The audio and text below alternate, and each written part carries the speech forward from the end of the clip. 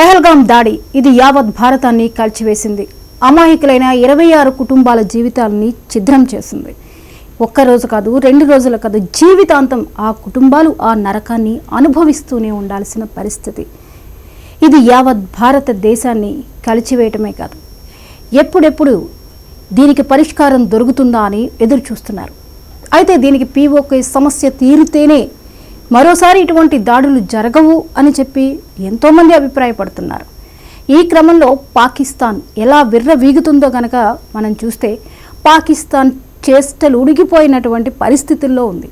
ఆర్థిక సంక్షోభంలో కొట్టుమిట్టాడుతున్న పరిస్థితుల్లో ఉగ్రవాదాన్ని ప్రేరేపిస్తోంది పాక్. అలా ప్రేరేపించి కొరివితో తల గోక్కున్నట్లే ఇప్పుడు భయంతో వణికిపోతున్నటువంటి పరిస్థితి. ఈ పరిస్థితి తెచ్చుకుంది స్వయానా తనంతట తానే తెచ్చుకుంది.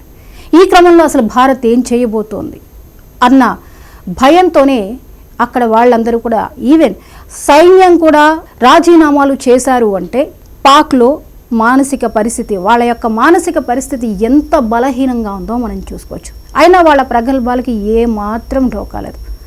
వాళ్ళు ఇంతగా భయపడడానికి కారణం ఏంటి? భారత ప్రభుత్వం ఆచితూచి అడుగు వేస్తుంది. ఎప్పుడు ఎక్కడ ఏం చేయాలి, ఎలా చేయాలి అనేది భారత్కి బాగా తెలుసు. వ్యూహరచన చేయడంలో భారత్ దిట్ట అని చెప్పొచ్చు. అందుకే శుద్ధి మెత్తగా చేయాల్సింది తాను చేసుకుపోతోంది. అష్టదిగ్బంధనం చేసినట్లుగా పాక్ చేష్టలుడిగి ఉండిపోయేలా నిర్ణయాలు తీసుకుంటూ ముందుకు వెళ్తోంది. దానిలో మొదట తీసుకున్న నిర్ణయమే సింధు జలాల ఒప్పందం రద్దు. దీంతోనే అతిపెద్ద దెబ్బ పడింది. 90% వ్యవసాయ రంగం మీద ఆ ఎఫెక్ట్ పడబోతోంది.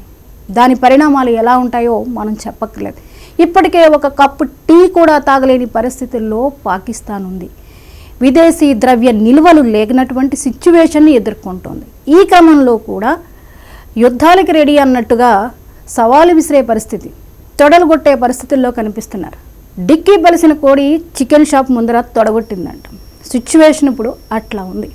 ఇంత ఆర్థిక సంక్షోభం ఎదుర్కొంటున్న పాకిస్తాన్ ప్రగల్భాలు నోటి దురుసుకి ఏమాత్రం తగ్గట్ల, నోటి దురుసు మాత్రం ఒక రేంజ్లో మనకి కనిపిస్తోంది. అయితే వీళ్ళని భారత్ ఎలా ఎదుర్కోబోతోందో వారు అంచనా వేయలేనటువంటి పరిస్థితుల్లో ఉన్నారు.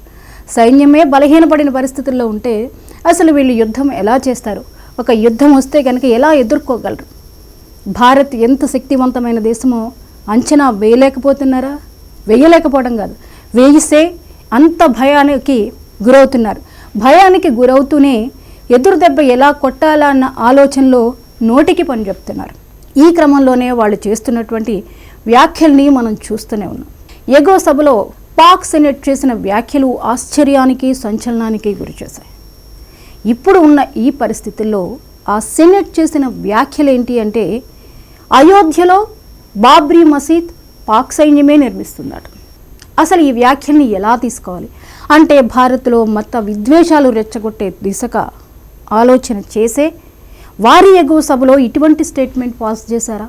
దీని వెనుకున్న అంతరార్థం ఏంటి? ఎటువంటి స్టేట్మెంట్స్ అయినా పాస్ చేయండి, భారత్ దేన్నైనా ఎదుర్కోగలదు, ఎలాగైనా ఎదుర్కోగలదు. పాక్ ఆవేశపూరితమైన నిర్ణయాలు తీసుకుంటే భారత్ ఆలోచనతో నిర్ణయాలు తీసుకుంటుంది. దానిలో భాగమే ఇప్పుడు సింధు జలాల ఒప్పందం రద్దు, దౌత్య సంబంధాలని తగ్గించుకోవడంలో కూడా ఆ నిర్ణయంలో భాగమే.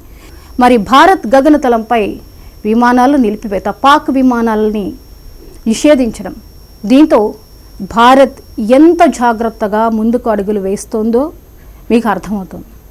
పోను పోను పాక్కి ఊహకందని నిర్ణయాలు తీసుకుని ఎప్పుడు ఎక్కడ ఎలా దెబ్బ కొట్టాలో భారత్కి బాగా తెలుసు. యుద్ధం చేయడం పెద్ద విషయమేం కాదు. భారత్కి ఆ యుద్ధం చేయగల గెలవగల సత్తా ఉంది, చేస్తుంది యుద్ధం. కానీ ఆ యుద్ధం ఆయుధాలు లేకుండానే చేయగల సత్తా భారత్కు ఉంది. ఇప్పుడు చేస్తున్నది కూడా అది.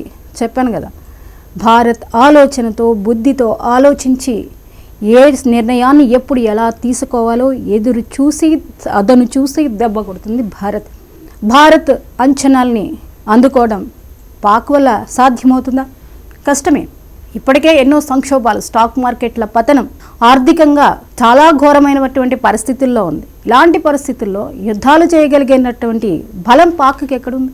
వాస్తవాలని పక్కకు పెట్టి వాస్తవాధీన రేఖలో చేస్తున్నటువంటి కాల్పులు, వాటిని కూడా ఎంతో సమర్థవంతంగా భారత్ ఆర్మీ తిప్పి కొడుతూనే ఉంది. భారత ప్రధాని మోదీ త్రివిధ దళాలకి కూడా పూర్తి స్వేచ్ఛనిచ్చారు. ఎప్పుడు ఎక్కడ ఎలాగైనా ఏం చేయాలో ఆ నిర్ణయం మీరు తీసుకోండి అని చెప్పి త్రివిధ దళాలకి పూర్తి స్వేచ్ఛనిచ్చారు.